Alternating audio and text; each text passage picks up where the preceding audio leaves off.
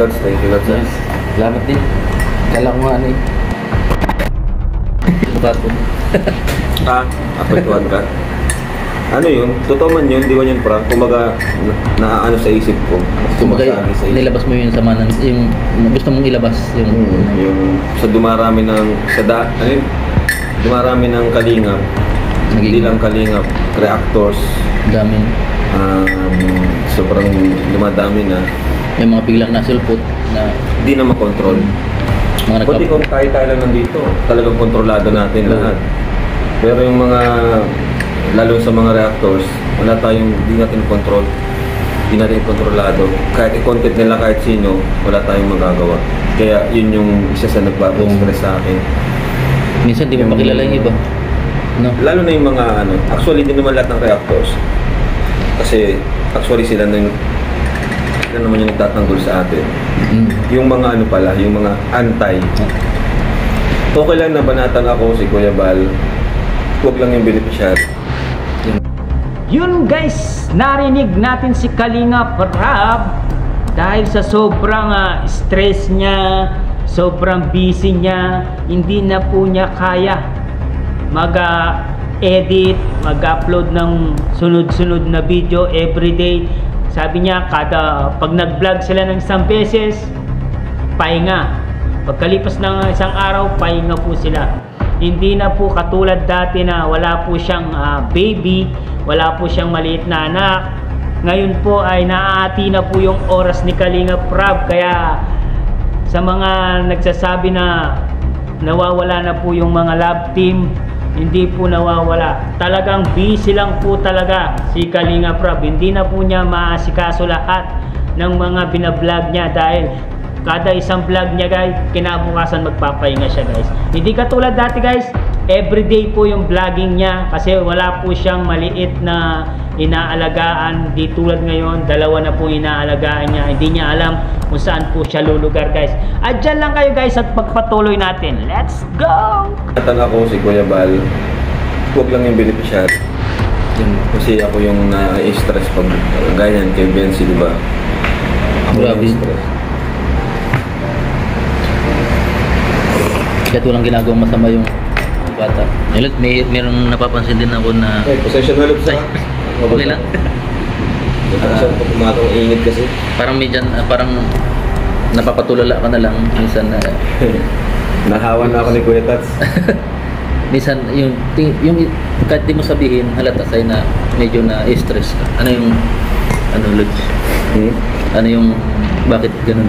Yan, napansin ko rin Lods, siguro apektado ka rin doon sa mga nangyayari sa beneficiary mo, yung mga Actually, kung ako yung i-bash, kung ako yung banatan o balahurain or si Papa, okay lang sa akin. I mean, okay lang sa akin kasi ako magaling akong iwasan or hindi pansinin yan. Hindi ko kasi pinapanood. Pero pag yung beneficiary ko na kagaya ngayon, yan si Bielsi, si Joy, mas na-apektuhan ako. Kasi tinulungan ko yan, gusto ko magkaroon ng magandang buhay. Tapos, ang magiging kapalit yung ganun, yung may nambabalahura naman sa social media. Parang, naanuhan ako, parang useless or nonsense yung pagtulong, yun naman yung kapalit. Kaya, yun, affected talaga ako. Gusto kong tumulong nang hindi sila nasasaktan. Hindi sila na-apektuhan ng damdamin nila. Kaya kaya masakit sa akin yun or nagpapa-stress din sa akin kasi syempre tinulungan ko para tumanda yung buhay. Tapos meron naman ibang tao na babanatan or apak-apakan sa social media. Kaya isa yung sign na yun yung mga bagay na hindi ko kontrolado. Kaya ako naapektuhan. Gaya ng, syempre mga content creator, di mo naman lahat yan madidiktahan, di mo lahat yung mapapasunod. Kasi makakuha ng views, kahit mali na yung ginagawa, diba? Para sa views, yung iba. Kaya yun, isa yun sa nagpapa-stress sa akin. Actually, Yun lang naman talaga, yung mga nagbabalahura sa Team Kalingap. Although, kung ako wala, okay lang sa akin. Baliwala yun sa akin kasi hindi ko naman pinapanood. Pero pag yung mga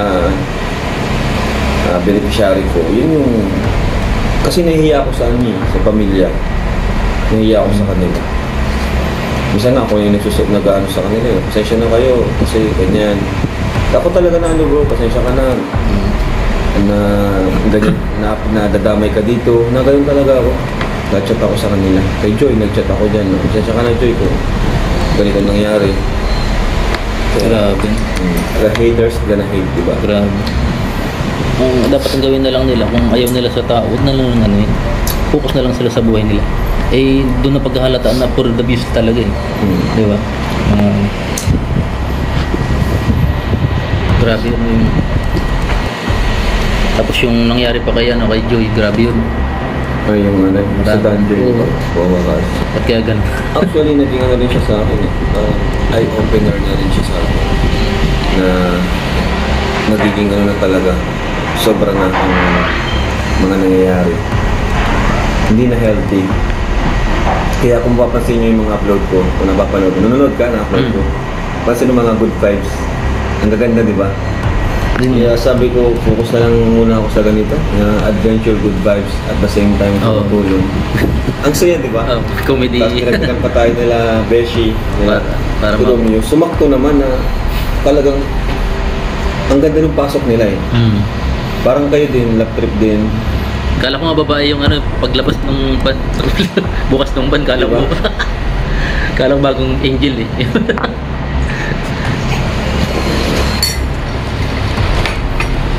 Yun lang no?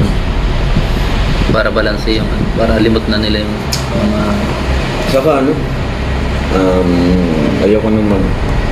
Tama na itong love team na to. Ayoko na magdagdag. Hindi ka na talag puro pure helping na lang.